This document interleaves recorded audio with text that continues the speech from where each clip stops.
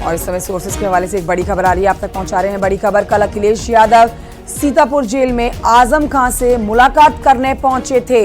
ये बड़ी खबर आपको बता रहे हैं। मुलाकात के दौरान रामपुर सीट को लेकर हुई आजम और अखिलेश के बीच में बातचीत। सपा नेता आजम खान ने अपनी बात रखी है।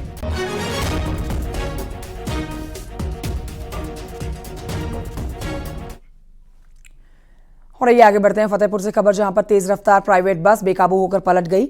हादसे में लगभग 60 से 70 यात्री घायल हो गए।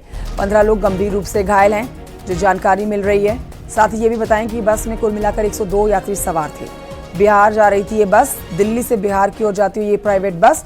घायलों को जिला अस्पताल में भर्ती कराया गया है इलाज के लिए। बड़ी खबर आपको बता रहे हैं फतेहपुर से बड़ी खबर।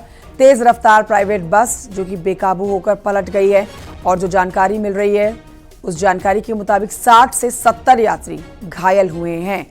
15 लोग गंभीर रूप से जख्मी हैं, पास के अस्पताल में भर्ती कराए गए हैं। और जो बस थी इसके अंदर कुल मिलाकर 102 यात्री सवार थे। दिल्ली से बिहार जा रही थी ये बस, प्राइवेट बस जो पलट गई है और 60 से 70 यात्री घायल हो गए हैं।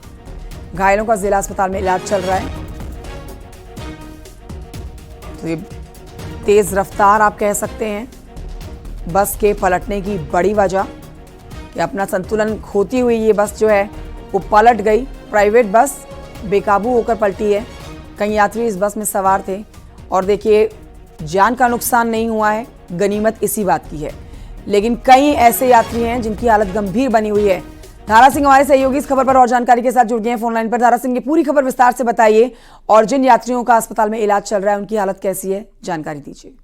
देखिए, यह डबल डेकर बस है जो दिल्ली से बिहार के लिए जा रही थी। जैसे ये फतेहपुर जिले के खरियाव थाना इलाके में पहुंचती है तो इसके बताया जाता है, यात्री बताते हैं कि रफ्तार बहुत ज्यादा थी जिससे अनियंत्रित होकर के पलट जाती है।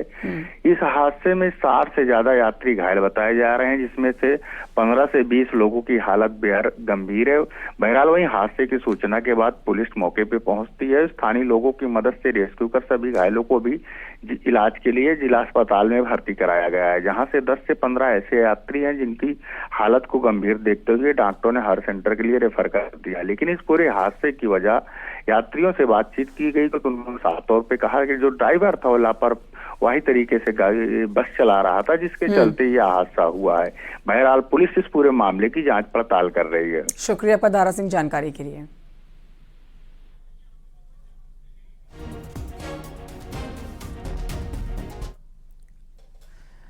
फतेहपुर में लॉकअप से फरार बंदी और पुलिस के बीच मुठभेड़ हुई है। पुलिस ने 25,000 के इनामी बदमाश अंकित उर्फ शेरा को गिरफ्तार कर लिया। पुलिस की जवाबी कार्रवाई में बदमाश के पैर में गोली लगी है, जिसे नजदीकी अस्पताल में पहले भर्ती कराया गया। इलाज के बाद अब जेल में डाल दिया गया है। बदमाश पर अलग अलग जिलों में हत्या और लूट के कई मुकदमे दर्ज हैं। बता दें आपको, अंकित ये जो बदमाश है 11 मार्च को कोर्ट परिसर से पुलिस को चकमा देकर फरार हो गया था और अब मुठभेड़ के दौरान पुलिस ने इसको एक बार फिर से धर दबोचा है। 25,000 का इनामी बदमाश, पैर में इसके गोली लगी, भागने की कोशिश कर रहा था।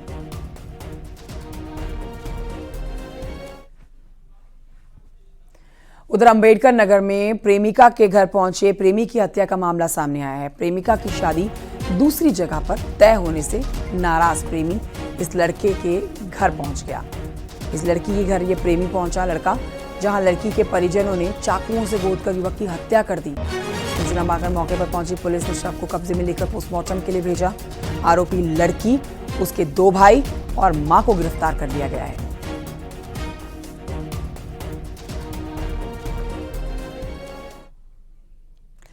अलीगढ़ मुस्लिम यूनिवर्सिटी में होली खेलने को लेकर छात्रों के 2 गुट आमने सामने हो गए।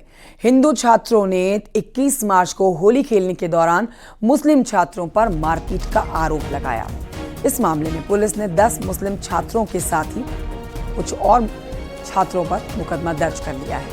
नाराज मुस्लिम छात्रों ने अलीगढ़ मुस्लिम यूनिवर्सिटी कैंपस में नमाज अदा कर विरोध जताया और प्रशासन से मुकदमा वापस लेने की मांग की। दूसरी ओर बीजेपी और हिंदूवादी संगठनों ने आरोपी छात्रों की गिरफ्तारी के लिए थाने में धरने पर बैठ गए, जिन्हें उचित कार्रवाई का आश्वासन देकर माहौल को शांत कराया गया। वो एक राजनीतिक तरीके से होली मनाना चाह रहे थे उसको रोकने के लिए जो 23 की होली है वो 21 में मनाना चाह रहे थे। ये तो सरासर गलत है, आप सबको भी समझ में आ रहा है, समझ नहीं समझ रहे। और दूसरी चीज़ ये है कि हम ये कहना चाह रहे हैं कि हमारी जो डिमांड है, हमारी जो मांग है, वो सिर्फ ये है कि एसएसपी साहब से मेरी पर्सनली भी बात हुई है।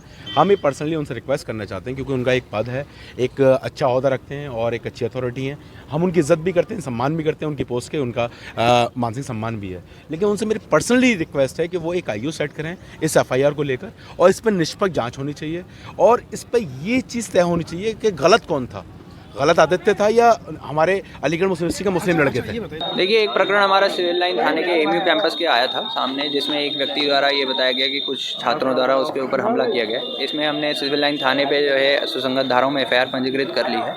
3 टीमें बनाई गई हैं जिनका भी नाम उसमें एफआईआर में लिखा गया है उनकी अरेस्टिंग के लिए। जल्दी उनकी अरेस्टिंग भी की जाएगी और अग्रिम विधिक कार्रवाई भी इसमें अमल में लाई जाएगी।